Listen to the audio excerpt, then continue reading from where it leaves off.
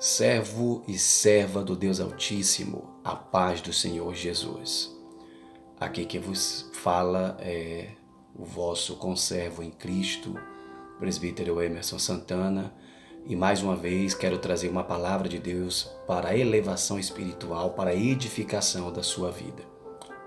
Mas antes disso, como sempre, quero te pedir, por favor, por gentileza, nos ajude a divulgar o Evangelho através das redes sociais. E eu vou te pedir, nesse exato momento, para que você possa se inscrever nesse canal, compartilhar e curtir, deixando aí o seu joinha, tá? Para que o logaritmo do YouTube possa entender que esse vídeo é relevante e indicar para mais pessoas, tá bom? Então, vou te dar aqui 5 segundos para você ir lá, curtir, ativar o sininho e nos ajudar, tá bom? Vou contar então até 5. 1, 2, 3, 4, 5.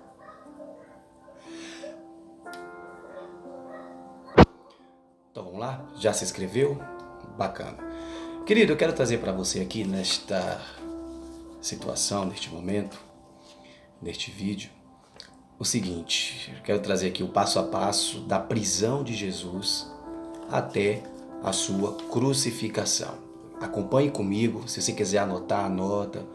Se você quiser aí ir pausando e anotando as referências bíblicas, você pode fazer isso, tá? Porque o meu intuito aqui é trazer exatamente esse conhecimento para vocês, tá? Então vamos lá. Quando então se iniciou? Tudo se iniciou em Mateus capítulo 26, e versículo de número 49 ao versículo de número 50, que diz: E logo, aproximando-se de Jesus, lhe disse: Salve, mestre! E o beijou. Jesus, porém, lhe disse: Amigo, para que viestes? Nisto, aproximando-se eles, deitaram as mãos em Jesus e o prenderam. Então, o início da prisão dá-se-á em Mateus capítulo 26, versículos 49 ao 50, quando Judas vai encontrar-se com Jesus, juntamente com a guarda do templo, para ali entregar Jesus e identificá-lo com um beijo. Note que mesmo em meio à traição, Jesus o chama de amigo. Depois daí, Jesus foi conduzido para o julgamento religioso perante Anás. João, capítulo de número 18, versículos 12 ao 14. Assim, a escolta, o comandante e os guardas dos judeus prenderam Jesus, manifestaram-no e conduziram primeiramente a Anás, pois era sogro de Caifás, sumo sacerdote naquele ano. Ora, Caifás, para quem havia declarado aos judeus ser conveniente morrer um homem pelo povo. Então, saindo dali do Getsêmani, ele é levado para o julgamento religioso perante Anás.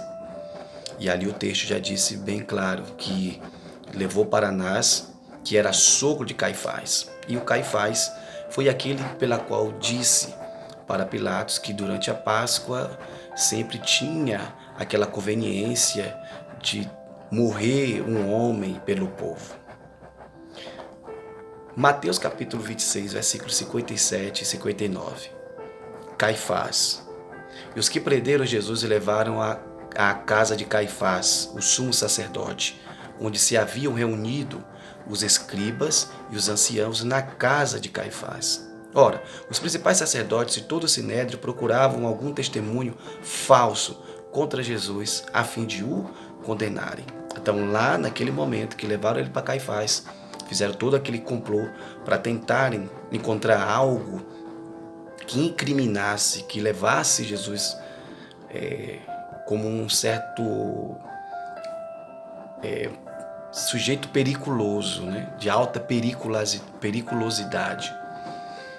Daí, nesse inteirinho, quando estavam ali no sinédrio ali, veio a negação de Pedro.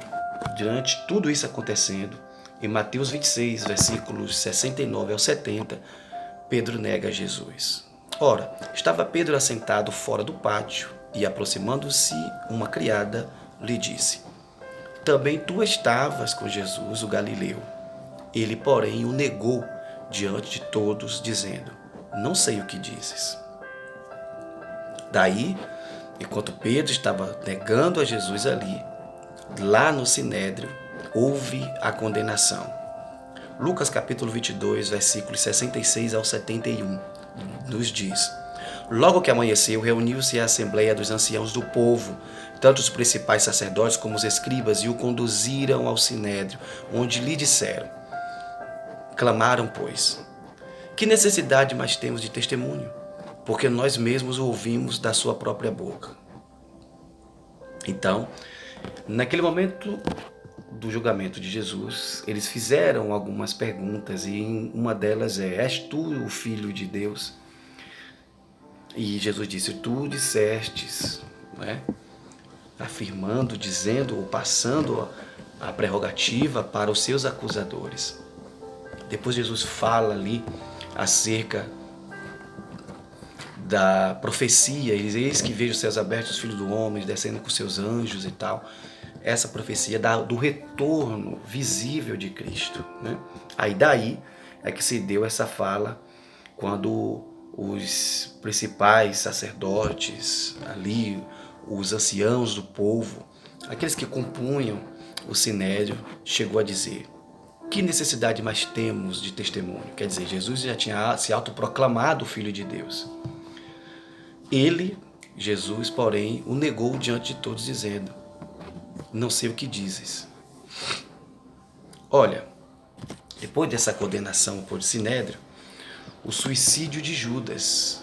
Depois que Jesus é condenado no Sinédrio, Judas se suicida. Mateus capítulo 27, versículo 5.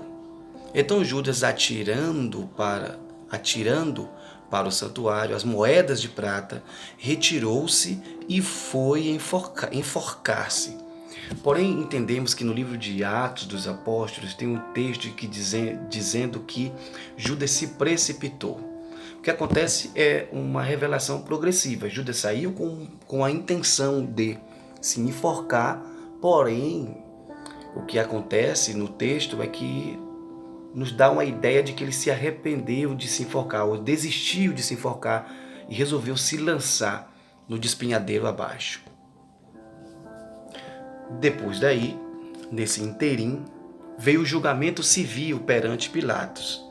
Judas trai Jesus, ou Judas se suicida, melhor dizendo. Depois aí já se segue o julgamento civil perante Pilatos. Mateus 27, 2. E, amarrando-o, levaram-no e o entregaram ao governador Pilatos.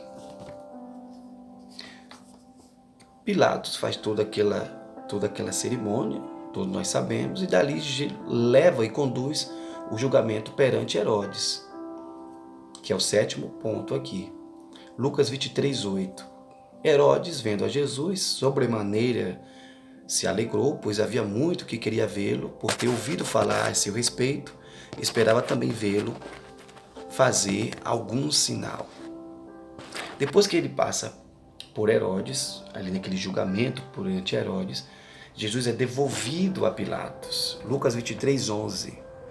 Mas Herodes, juntamente com os da guarda, tratou-o com desprezo e, escarnecendo dele, fê-lo vestir de um manto aparatoso e o devolveu a Pilatos. Então, Herodes veste Jesus ali com uma veste, com um aparato real, né?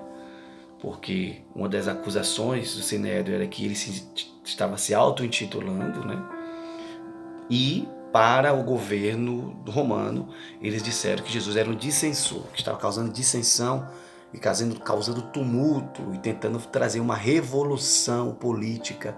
E aí Herodes, que com medo disso se alastrar e chegar ao ponto de fato, alguns rebeldes, tinham os discípulos como seguidores, de próprio Jesus como um rebelde, e os discípulos como seus seguidores, os seguidores de um rebelde, de um revolucionário, né? Então, acabou fazendo isso aí. Daí veio o escárnio, o 8º ponto, o escárnio no palácio do governador. Mateus 27, versículos 29 ao 30. Tecendo uma coroa de espinhos, puseram-lhe na cabeça e na mão direita um caniço. Ajoelhando-se diante dele, o escarneciam, dizendo: Salve, rei dos judeus! E cuspindo nele, tomaram o caniço e davam-lhe com ele na cabeça. Depois açoitado e conduzido à crucificação. Então, depois que eles fazem esse escárnio, Jesus agora é açoitado, uma quarentena menos 1, 39 chibatadas. Ali em Mateus capítulo 27, versículo 31. Depois de o ter escarnecido, despiram-lhe o manto e o vestiram com as suas próprias vestes. Em seguida, o levaram para ser crucificado. O 9º ponto é a caminhada até o Gólgota. Mateus 27, versículo 32 ao 34. Ao saírem, encontraram um cireneu chamado Simão, a quem obrigaram a carregar-lhe a cruz.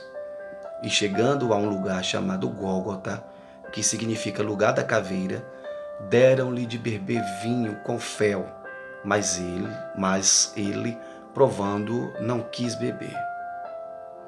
Depois daí veio a crucificação, o 10º e último ponto, a crucificação, Mateus 27, versículo 35.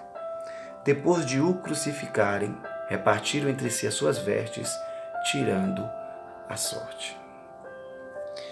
Querido, aqui está 10 passos da prisão de Jesus até a sua crucificação. Volte esse vídeo, pause, escreva, tire as referências, medite em cada referência bíblica. Aqui foi só um apanhado, um resumo de tudo aquilo que a Bíblia fala nos evangelhos acerca da prisão até a crucificação de Jesus. Amém? Que Deus possa abençoar a sua vida e que o Espírito Santo de Deus possa lhe dar paz nesse dia, refrigério e amor. Em nome de Jesus, seja abençoado.